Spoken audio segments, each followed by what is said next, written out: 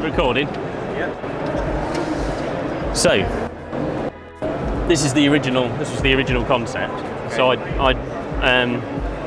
I'd shot some 5x4 film, and didn't really know what to do with it. Okay. I got these negatives that I wanted to be able to digitise. So I came up with this, which is a bit naff, okay. But it does the job. But I sent it to a product designer who then worked with me to come up with a laser cut version. Through a whole bunch of iterations, we ended up with this one, which we went to Kickstarter with.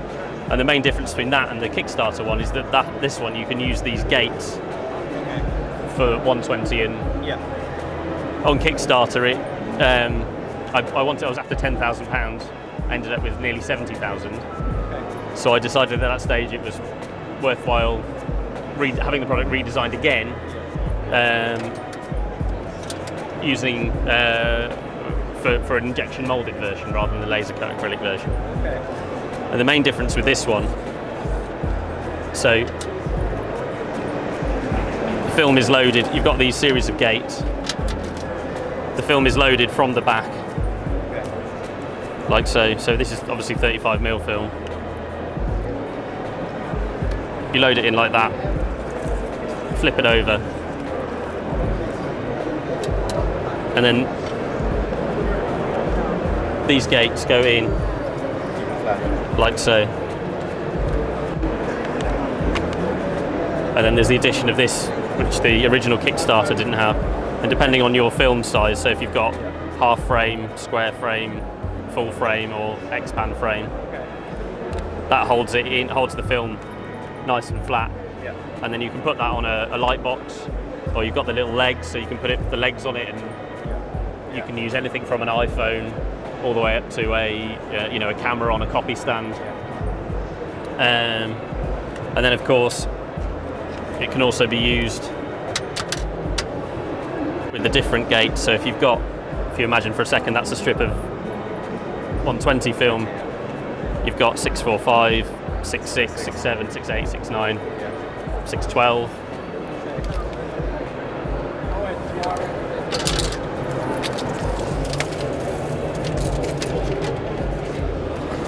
I recommend looking after your negative slightly better than that. But yeah, 5.4 negative. So your 5.4 just slots in there. Okay.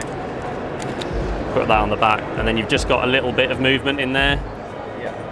Because obviously there's a little bit of movement in the DDS backs as well, so you've got a little bit of movement in there to line it up. Okay. Same thing, put that on your copy stand or whatever, and take a photo into the computer, digitise it, and invert it in the computer, and then you've got your end photo. So if you don't have a copy stand, obviously you can use a tripod, and you can stand that up on its legs, and it's more difficult without a copy stand. But obviously, because it's a square, you can line up your camera and get a square frame on the screen of the digital camera. As long as that square is square on the screen of the camera, then theoretically you're pretty much parallel. Obviously, with a copy stand, it is a lot easier. But the whole idea is the reason I've done it this way is to just leave the product almost open to interpretation in terms of how people want to use it. So at the kind of lowest end, you can use an iPad, an iPhone or any camera phone. And with a camera phone, you don't necessarily need to be quite a square on, because you've got a lot more depth of field, and then you can just correct it. Skew it and that in the software. But yeah, ideally a copy stand. And with the camera mounted and get it perfectly parallel, that will give you the best results. You can use an iPad as a light source. Ideally, you want a higher CRI value light source, so the higher colour quality light source. But we're looking at various options for bringing a light source to market that fits perfectly as well. So we're looking at bringing a stand of some sort and a light source that to fit perfectly, and a stand that does most of the job of lining you up, lining your camera up as well. If you've got, in theory, you can beat the resolution of an EPSED scanner, because if you think for 35mm, a full frame camera with a 1:1 macro lens will give you the resolution of that camera. So if you've got a 45, 50 megapixel resolution digital camera, you can get a 45, 50 whatever megapixel resolution image. For medium format, what some people do is do multiple shots and then stitch. So you can end up with as big as you want to go.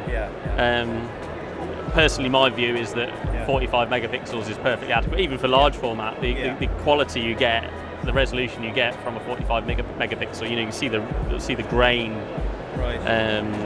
perfectly. So, but people will stitch and get huge resolution images. So really, in theory, the only thing that's theoretically higher resolution is drum scanning. But even then, I mean, it's difficult to find people with drum scanners these days. So. Huge expensive, those Hasselblad ones. The Flex Tights, and Imacon. What I think is the main selling point of this is that somebody with an iPad or an iPhone and a basic backlight can do something for 40 quid. You can do your sort of entry level digitization, but once you've got this, you just need those other bolt-on products to get to the point that is high. Most people have, well, a lot of people certainly here have got digital cameras. If you've got a decent digital camera, the sort of the sky's the limit in terms of the quality. So I personally favour a piece of software called Negative Lab Pro. So Negative Lab Pro is developed by a chap in the States, and it's a Lightroom plugin. So it sits in front of Lightroom. You import your digital files. It sits in front of Lightroom as a plugin, and it'll do either frame at a time, or it'll do a whole batch if you want it to. And it's the software. I can't remember how much it is. Not very expensive. You get the accurate colors. And you get the accurate colors. And it's got various settings. So it'll do like an Aritsu emulation or a Fuji Frontier emulation, and it's got loads of controls and dials. There's a software for Photoshop called Color Perfect as well, which is fantastic. Really highly developed software that's been around for a few years now. Lots and lots of knobs and dials and tweaks that you can do in that software. So